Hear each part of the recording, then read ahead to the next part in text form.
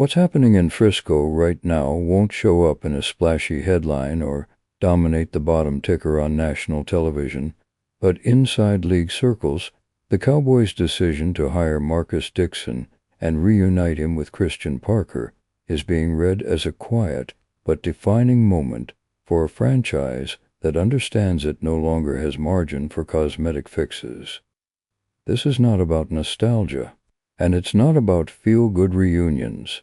This is about Dallas finally acknowledging that the next phase of its identity will be built in the meeting rooms, on the practice fields, and in the fine margins where defensive structure either collapses under pressure or becomes resilient enough to carry a team when the offense inevitably hits turbulence. When you talk to people around the league, especially those who have worked in buildings that transition from talented but fragile to consistently dangerous, they'll tell you the same thing. Coordinator hires matter, but the assistants underneath them are where philosophies actually become habits. Marcus Dixon stepping into the defensive line coach role is a move rooted in that understanding, and it reflects an organization that knows exactly where it failed and why those failures can't be repeated. Dixon isn't being hired because he once wore a Cowboys jersey, even though that chapter matters more than fans might realize. He's being hired because his career arc mirrors the kind of resilience and technical credibility Dallas needs to re-inject into a defense that, despite high-end talent, has been exposed in critical moments.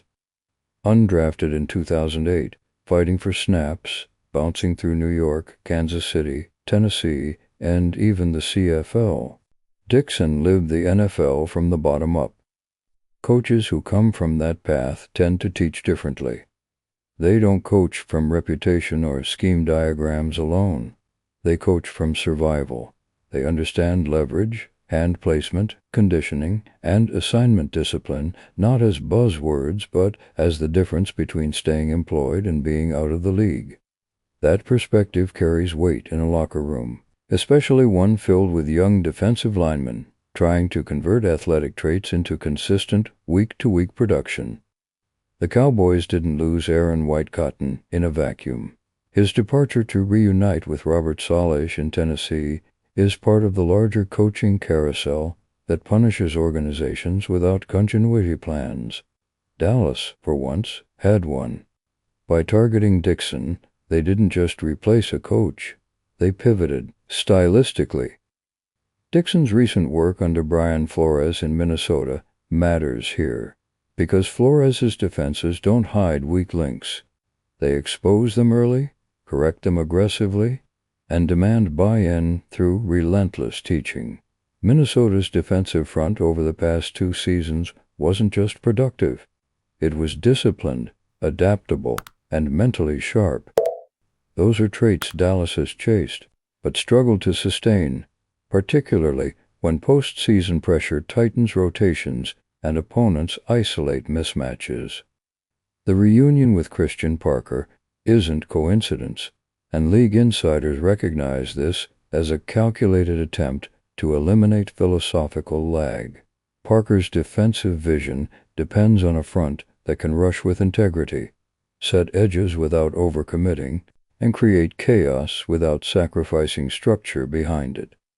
That only works if the defensive line coach and coordinator speak the same football language. Dixon and Parker already built that vocabulary together in Denver, where Dixon earned respect not just for coaching stars, but for developing rotational players who could survive extended snaps.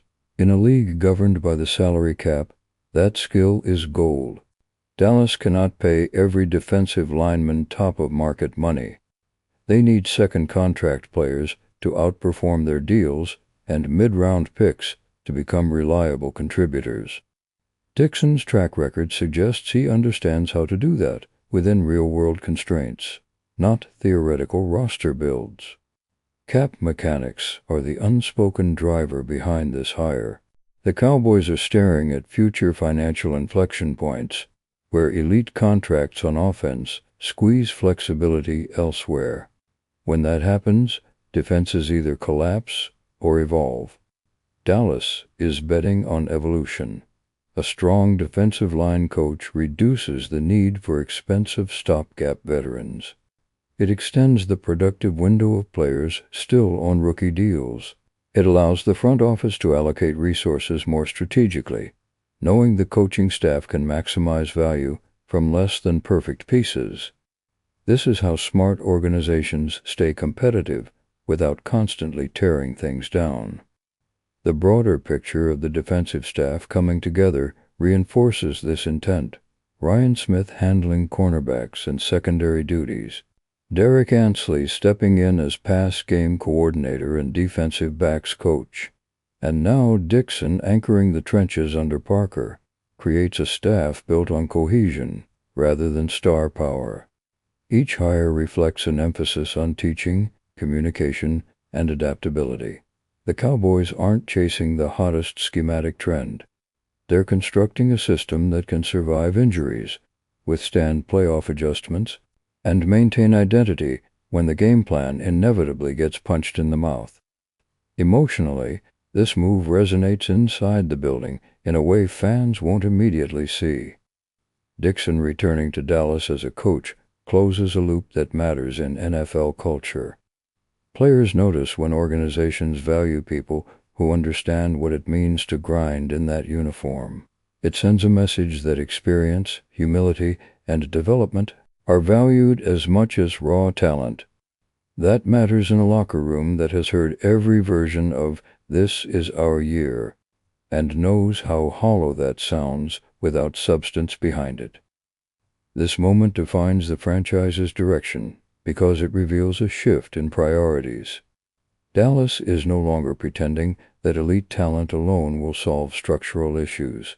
They're investing in the connective tissue of a defense.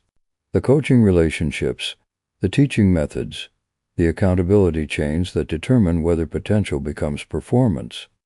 Marcus Dixon is not a flashy hire, and that's precisely the point. He represents a commitment to doing the hard, unglamorous work that championship teams rely on when the noise dies down and the season reaches its breaking point. If you understand how the league really works, you recognize this as a foundational move, not a footnote. The Cowboys are quietly telling you who they want to be next. And if you want to keep seeing the league through that insider lens, where the real decisions are dissected and the hidden pressures explained, you already know what to do. Stay locked in, stay curious, and stay part of the conversation.